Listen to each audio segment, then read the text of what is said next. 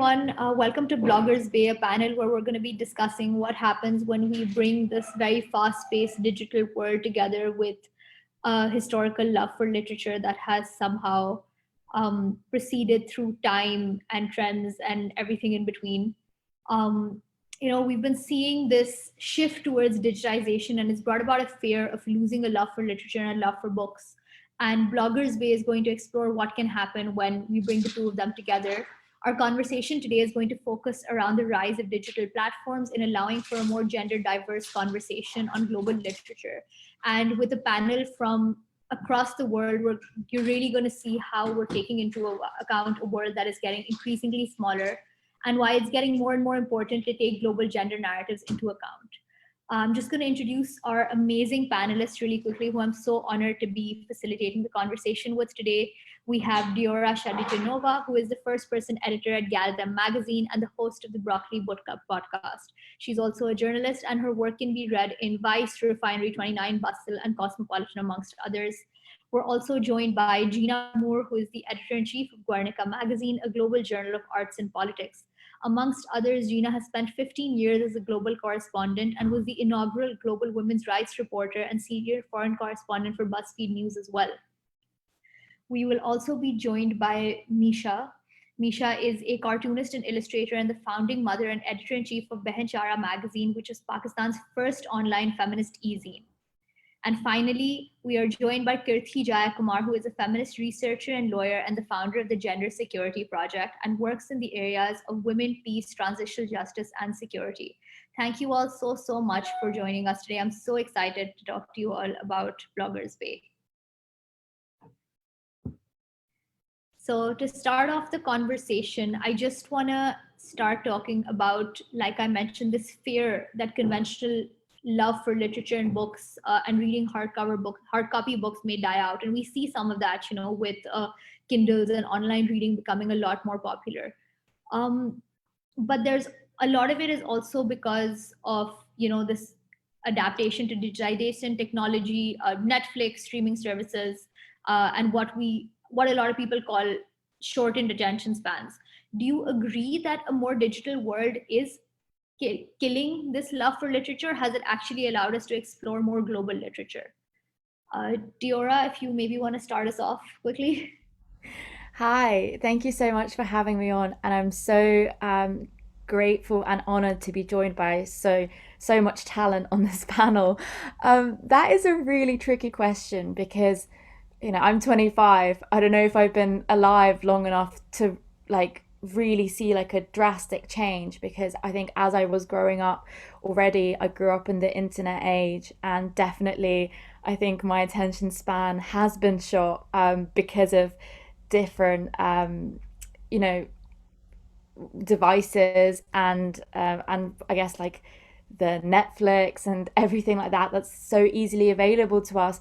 But I do think that the digital sphere has also really allowed for accessibility within literature and writing in general. I mean, growing up, I never thought end up doing this, end up being an editor, working with lots of writers. As a first person editor, I edit lots of essays and personal essays, and those tend to take a more a creative nonfiction form. And that's honestly something I never thought I'd go into. And it, I think, happened for me because I'd grown up on Twitter and I'd grown up on social media, and I've really learned to know how to put my voice out there in public and also interact and engage with other people online. So I think it really gave me that confidence to say, actually, you know what, I have something that's worthy of saying. So yeah, I think it's made me, if anything, way more engaged. Being on the internet has allowed me to discover so many incredible voices, so many incredible authors that I maybe traditionally wouldn't even discover in a bookshop. So I think, also when we talk about Kindles and we talk about this sort of books now being published in digital form, that's also in itself allowed lots of writers who might not be able to afford to go through traditional routes to actually self-publish. And I think that's a wonderful thing in itself. So it is, like a Pandora's box. There's lots of good things, there's lots of bad things with this, but I think it's important for us to concentrate on the positive, and the positive is that the internet has allowed us to have so many important conversations about diversity within publishing, but also like conversations around intersectional feminism anyway. And I think that has really hopefully seeped into several industries, and publishing is one of them. Thank you so much for sharing that. And I think I really relate when you said that thing about being young and growing up in a digital age. I'm only 21. So I feel like we've seen such a different age to the older authors that we sometimes speak to, and it's such a vastly different experience, and it's changing so fast. My siblings are 16 and 12, and their experiences are completely different from mine, even though it's barely a generation apart. Kirthi, what about you? Do you want to share some thoughts on this current conversation? Sure. First of all, thank you so much, Anmol, for that question. And also, I think in so many ways, I find myself agreeing with what Diyora shared. Uh, Having, I think, 8 years over Diyora, I've been on both sides of the fence. My childhood, I think, as far as I remember, was heavily about brick and mortar reading. I did read books from the library. It was a whole thing, right? I would make trips to the library. It was a weekly event. But with the internet, I think I must confess that I went through different phases. At one point, it felt overwhelming to receive so much information and from avenues that I did not feel like I was inducted into, which meant that when people were coming at me from different parts of the world with information that was native to them, I needed to make a leap to be able to learn to accomplish some understanding of that.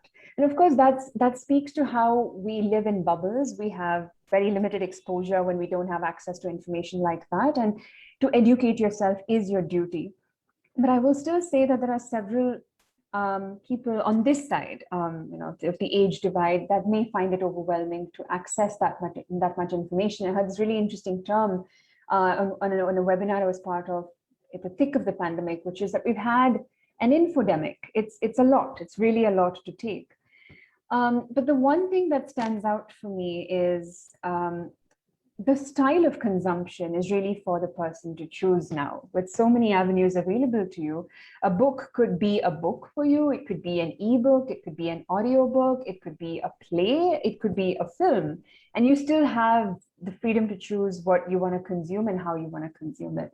So I think in some ways, while it is a big learning curve for a lot of people, I see this transformation as a democratization of information, as a decolonization of information, making it accessible in more cost-effective ways. Of course, you still have to have a computer or a device and an internet connection, but for some people, that in itself is cuts away at a lot of other expenses they would have to incur if they had to access information as traditional books. So that would be what I think. And I think that point you raised about traditional versus non-traditional methods is really interesting. And I'm going to use that to jump to Misha, who is the founder of Behenchara magazine. And Behenchara is doing some really interesting work in the Pakistani writing sphere as well, because they've recently published some great pieces. I think they do, as far as I know, they do both fiction and non-fiction, with lots of submissions coming in. And these are really like non-traditional avenues for people to now express themselves. You don't have to worry about going through the same publishing route. These platforms give you a voice. So Misha, why don't you share your thoughts on this current question? Hello, everybody. Hi, I'm Misha, and I'm sorry if I'm not very coherent. This is the first time I'm speaking on a panel, and a part of me is a little nervous of not saying the right thing or saying the wrong thing because I blabber a lot. But with this question, and more the thing is that personally, if I'm speaking from personal experience, especially, I would say that the digitization of everything, and especially ebooks being so easily accessible, and blogs and websites such as if I'm to quote one website, I don't know if I wasn't exactly a part of the generation that saw it live, but I witnessed it later on. It was called suck.com.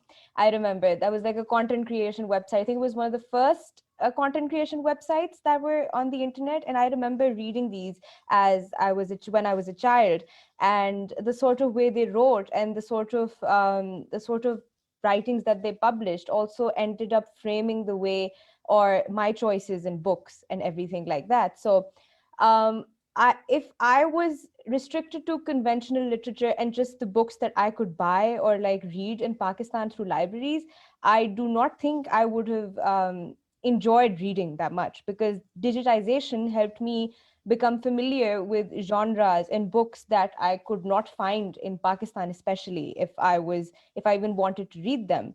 So, and especially like another example is when I got a Kindle, for example. I ended up becoming familiar and browsing for books that I love now and that formed the way I read and what I read. So that would not have been possible if digitization had not happened. I do think that for especially for somebody living in a country where there's so much censorship, it wasn't that globalized when we were young. I would say there wasn't such a large amount of reading material available other than what was, so to say, allowed, even though there was, but it was still very less. But I would not have become familiar with everything that I am now and the genres and the type of books that I read, or even the way I write. I'm not a writer, but even the way sometimes I have to write, it was all influenced by digitization and what I could access through the internet. So I don't really think that digitization has made this sort of conventional way of reading or love for literature any lesser. I think it's actually made it far more. It's cherished and it's nourished the love for reading a lot more in countries like Pakistan, and that's something that I really, really want to do with Behenchara. So with Behenchara, I feel like we've made all of this like feminist literature and given voices to younger writers or writers who can't get published in journals or in bigger newspapers right away, but they still want to express. So I feel like we've tried to make that more accessible to everybody. So since it's free to read, it's free to send in submissions, we're just trying to make that sort of experience more accessible for our general audience who wants to read feminist literature, who wants to be familiar with how feminism works in South Asia, or how intersectional feminism applies to our countries and our experiences, because they're unique wherever you go.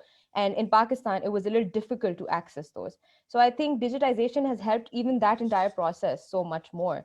And I don't really think that reading or the love for literature has died or is going to die with this. Yeah, I think I can really relate to what you said about broadening your horizons. Like you said, we're exposed to very little books, particularly international books, and perhaps even in some Yeah, cases regional, with with censorship and often a lot of like controversy around that. Um, exactly. but with Definitely. this discussion on how the world is getting smaller and we're getting more access to books, I would love to bring in Gina and her work with Guernica magazine, because they do some great work on exploring these intersections of literature and art and politics and the world. And so, Gina, if you could tell us a little bit about your thoughts and how Guernica is a big part of making this world smaller. Thank you so much. And can you hear me? I don't know if this thing works. Yep. No, Okay, no, it's great. working Thank you. fine. Um, it's fantastic and such an honor and a privilege to be in conversation with you amazing movers and shakers in the world of ideas and publishing. I have really enjoyed getting to know your projects in advance of this, and I'm so just delighted to be in this conversation. I also realize that I'm older than all of y'all. And I remember like using card catalogs to find books in the United States when I was a kid, right? And now I have Kindle, and I live in Central Africa, and so I have my Kindle, and I have Digital Open Library, and I have the New York Public Library's digital archives, and so like my life kind of represents like the transition that I feel like is implicit in the question you were asking, Anmol. But like one thing that I think Guernica has always done that I've loved and that I really want to protect in my work there is kind of rejected almost the premise of the question that attention is fleeting and scarce. We believe in a world of readers who are curious and interested. And if you can fulfill that curiosity or interest, even just in a little piece, you can bring them into the next stage of a journey about an idea or a story, and then the next stage, and then the next stage. And I've spent most of my working life in sort of traditional media spaces in the United States, where the assumption is the exact opposite, right? You assume a disinterested reader who knows almost nothing about the world around them in the United States, to say nothing of what continent even might Pakistan be on, right? And you try to capture that person who doesn't really care about a thing that you're saying in the way that they might be just interested enough to click, and then you see what might happen, and then you try to make money off of it, right? Like, we do completely the opposite at Guernica. We're a nonprofit magazine, and we think people are interested in the world. And the other thing I'm sort of surprised to find myself kind of nodding along as you all reflect on the resources available in you sort of before the digitized age, right? In whether it's about the limitation of resources between sort of center and periphery, so to speak, right? Or it's about overt censorship. And I realized that so much of what we do at Guernica, and also a sort of intellectual and artistic journey that I think I'm on as a thinker and a reader, is push back against what is in America a censorship of cultural assumptions that has at its heart that idea that attention doesn't exist and that Americans don't care about the world. And one of the things that's interesting, that I think makes Guernica what it is that we don't hold American readership at the core of our idea of who we're trying to speak to or to speak with, even though a lot of our readers do come from the United States. And when we look at the numbers and we see the stories that move around and we see the kind of conversations that we get to be part of, that our writers get to be part of, it's so affirming to me that that universe we kind of hope is out there when we try to speak in a different way and we try to speak in collaboration with others and not to them. It's so much bigger than I think we even might hope at the beginning of the endeavor. And that's really, really gratifying. And to a certain extent, you know, being in conversation with you guys today is like yet another affirmation. Yes, there's something else, and it's big and it's beautiful and it's meaningful. And digitization has helped us make this possible, right? And I think even the value of digitization or the positivity that it brings, the pandemic has also brought into sort of stronger relief from me, right? Like, our global creative communities have had to become even more digital. And I'm really hoping that that's something we latch onto and protect, because we can be part of creation together without plane tickets and visas and all the gatekeeping that comes from economic and political power, right? And so I think we're like on the cusp of something new, even that like digital space is going to make possible for all of us. Yeah, I think I mean, thank you so much for sharing all of that, and just for being a part of a platform like Guernica that, like you said, doesn't conform to the American narrative of what things should be. You know, I think as a writer who's a woman and a Pakistani and a Muslim, and like all of these identities, when you're a journalist, I feel like they become so front and center. And often they're so you're asked to conform to publications' readerships, which are very UK and US based, and that can be difficult. So it's so great to have all of these projects that are going beyond that, and crossing those boundaries and really trying to bring in a variety of narratives for their readers. And I think gender diversity in particular is so important, that there's been so many conversations that are happening around gender diversity within writing, within all sorts of fields. But I still feel like there's times where it seems like we reached a point where we can't go any further. Because tokenism is very easy. And then actually, looking at your own institution and going like, and I think perhaps we can get Diyora to shed some light on this later as well. Like in the UK, there's been a lot of conversations going on about this. What I really want to highlight is what all of your platforms are doing to really further the gender narrative. And Kirthi, I would really like to get you in to talk about the Gender Security Project a little bit, because it really does seem like a project that just crosses borders in a lot of very good ways. Thank you, Anmol. So one of the things that motivated the founding of the Gender Security Project is literally how invisible women from the Global South are within the space of feminist foreign policy and women, peace and security. But all of the work around that is really just happening in the Global South. So what we find is that countries in the West, governments in the West, have adopted what they call feminist foreign policy, which is really just them throwing aid at countries across the world and saying that it's for gender. and that gender is conflated with women. So there you already have a limitation, right? Like the idea of doing feminist foreign policy is limited to just working to support women, but also with a lot of colonial overtones. It's not feminist if you're not going to engage with the structural violence that enables this inequality to happen. It's not feminist if you're not going to investigate the way you do policy natively towards women in your country. So a country like Canada is saying to you that they have a feminist foreign policy, but also ignoring what we see going on ground against its indigenous women. A country like Sweden saying that it's adopted a feminist foreign policy, but also moralizing as barbaric practices in other countries without acknowledging that women are part of their own advocacy and agency and exercise of that agency to further their equality. So I think what we're seeing over here is an upsurge in using a name for something that women have done for generations together. Indigenous women world over have practiced feminist foreign policy from the get-go. You have Indigenous women fighting for ethno-nationalist identities, for their land, for sovereignty over their land, which has been shamelessly taken away by capitalism and governments across the world. So that was really the motive behind starting the Gender Security Project. So in this sense, when I say gender, and I know I've sort of fronted women's narratives in this context, and when I pick at that scab, there's a lot that's going to come out.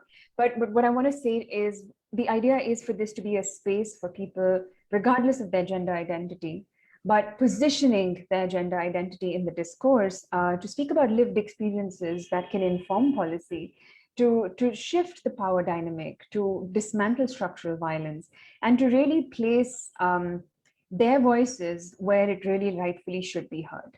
So that's where this entire thing came from. And we try every day. I can't say we're there. We try.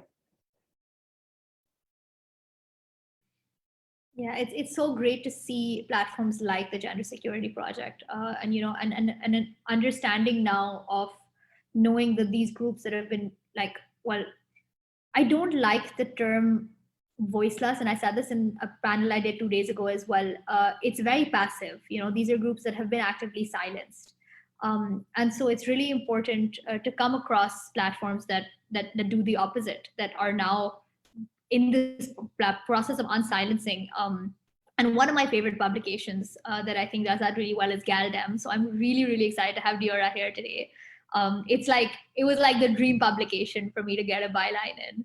And Diyora, on top of that, you are also the host of the Broccoli Book Club podcast. So I think I would love to see how your work with both of those sort of intersects to bring you to the conversation that we're having right now. Sure. Thank you so much again. And honestly, I've been really enjoying everyone's answers. I'm just learning so much. So I feel again so grateful and blessed to be here. I was just gonna say, back to the previous conversation when we were talking about books and traditional reading and the online. It's just so funny because if you look in my background, my room is actually just now overcrowded with books, and I have no room to put them anywhere.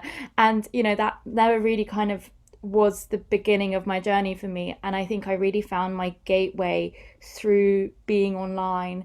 And so I think that gateway is really important to me. And I think when we talk about attention spans, it's oh, people don't have any attention spans anymore, but it's is it attention spans, or is it that people are just failing to feel engaged and and they're not as interested in what's out there in the mainstream? And I think before, maybe people felt really disconnected from the stuff that was out there in the mainstream. And of course, the voices we don't hear, as Anmol said, that have been kind of silenced, they've always been there, but we never really kind of heard them in the mainstream. And I can only speak from my own personal experience of growing up in the UK. Now, with Galdem, what we're trying to do, so for those of you who don't know, Galdem is a publication for people of colour, of marginalised genders, and yeah, I only joined 6 months ago, but what we're trying to do is find those voices and actively make people feel like this is the space for them, where we do want to hear their stories, and we're not centering kind of the average kind of white British reader, but this platform is for people of colour, of marginalised genders all over the world, and we want to hear the narratives that don't necessarily fit the mainstream media. And I think also what's really important, and this is something we're very conscious of and very intentional about, is that we're not reactive. And we're not reactive and like feeding into this culture war that's currently happening in the UK. I'm sure it's happening, I know it's happening in the US and it's happening all over the world, but there is a culture war, and the media space has found itself in a very strange place where, if you're on the left, you are essentially reacting to whatever's happening on the right. And then it's further entrenching these conversations and polarizing people. And everything becomes reactive and everything becomes really quick paced and not very sustainable. Like, people are writing think pieces within 3 hours of something happening. And, they're thinking with their fast brain. They're not thinking, hang on, what is this? What's the wider context here? What has been happening for so long that has enabled this thing to happen? But I think because we're so used to just quickly reacting to everything and having the hot take and doing things for the retweets, that people are not necessarily thinking long term and sustainably. And so something that we're trying to do at Galdem is actually to walk away from that, even though it's really what's the word I'm looking for, but it's really attractive. That is the quickest way to get views, and that is the quickest way to get people on the site. But actually kind of going against that grain and trying to make people think more about not just the theories but also like practicality, like how can we practically do things that will enable change. So yeah, as a platform, it's an interesting place because obviously we want to not only platform people, but also push people in the direction where they realize that this is just part of that wider journey of, I guess, activism. So we're inherently a political publication, so anything we do will be political. And the recent thing that we've seen is the Kill the Bill protests in the UK. Now there's a horrible bill that's about to come in, and essentially it's about who can protest, and the fact that you have to ask for permission to protest from the Home Office. And this is a real threat on freedom of speech, on censorship and things like that. So we haven't really seen that many publications covering this, but we've been really kind of like on the ground and thinking, okay, how can we organize, and how can we not just put think pieces out there because we're a publication, but how can we genuinely give people information to get together and organize and deal with this in a sustainable way. Sorry, I know I've gone into a bit of a rant, but like I think we're just we're trying to not only platform and be that safe space for people, but also think in a different way and not play so much on identity politics. Like, identity is really important to us, but we also don't want to end up in identity reductionism. And I think when we look at something, we don't look at identity as a vacuum. We look at identity within different intersections that create identity. And I think a lot of the things that you see in, again, mainstream publications, people talk about identity, but they talk about it in an outside context of class, of race, of gender, and all these things intersect. And we want to look at things through analyzing the economic system that we're in, and that is capitalism. And I think inherently, again, a lot of the work that we do is anti-capitalist. So it's a lot. But like, there is a lot of intention, which makes me so proud to be part of that team.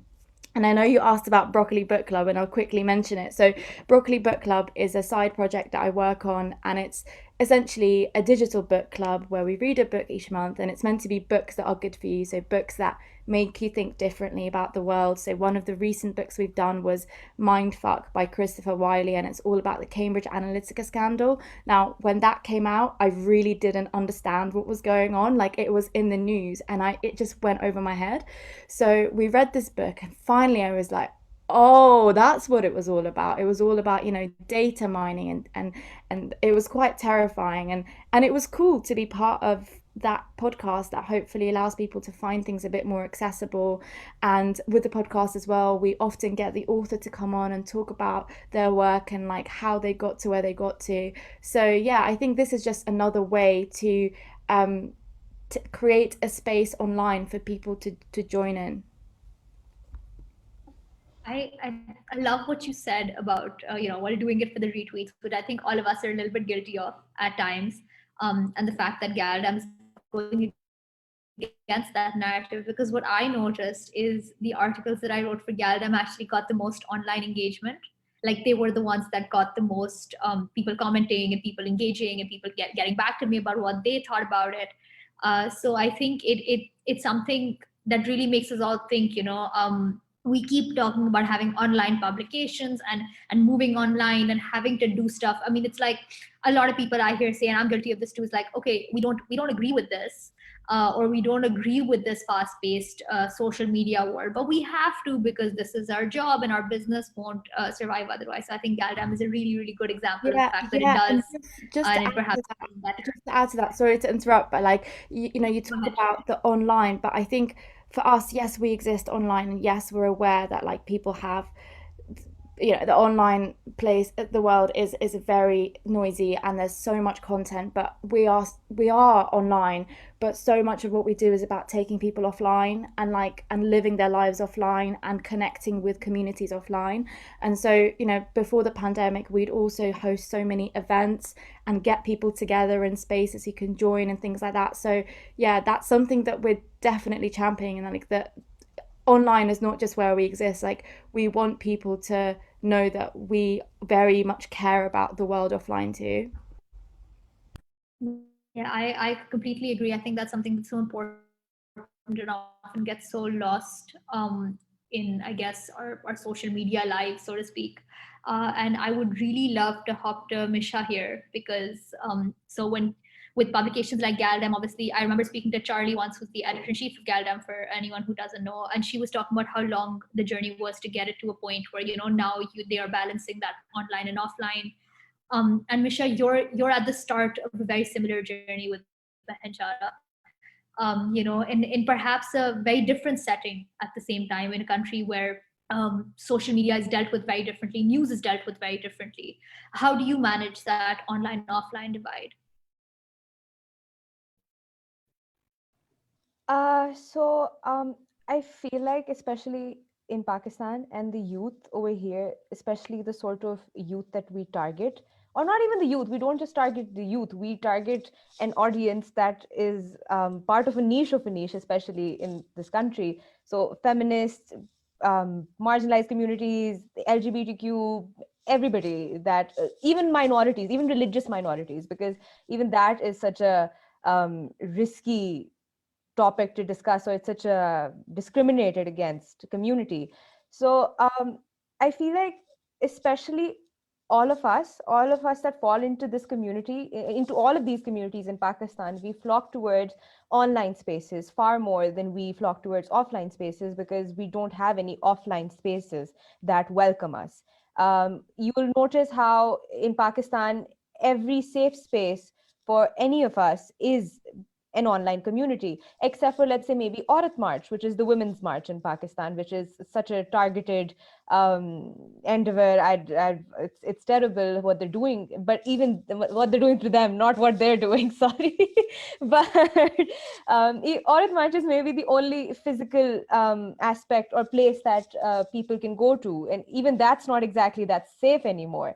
So people mostly are now sort of flocking towards the online, because it's difficult to attack online, but even though now it's becoming a little easier to attack online as well, because people who hate on us, or people who are against us and everything, they're sort of figuring out how to maneuver the online space as well.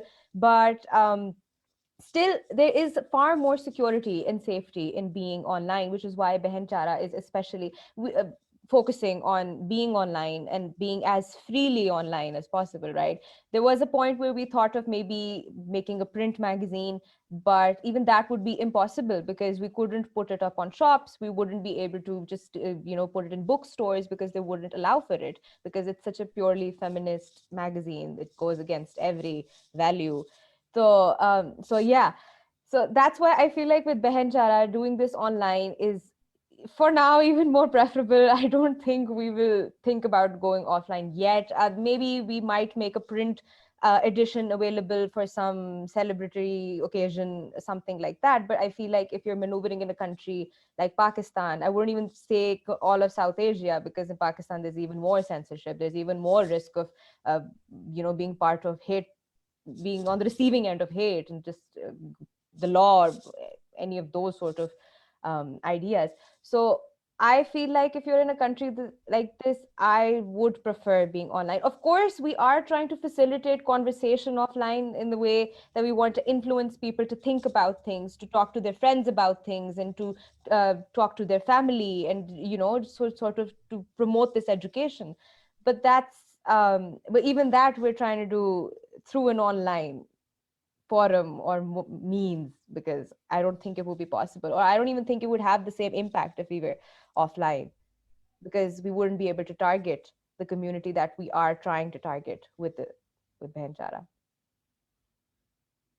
Did I make sense? Yeah, of I'm course. And with sorry. and it really shows you how similar initiatives perhaps can manifest so differently depending on where you are in the world, who's in power, who you are. So many things come into play.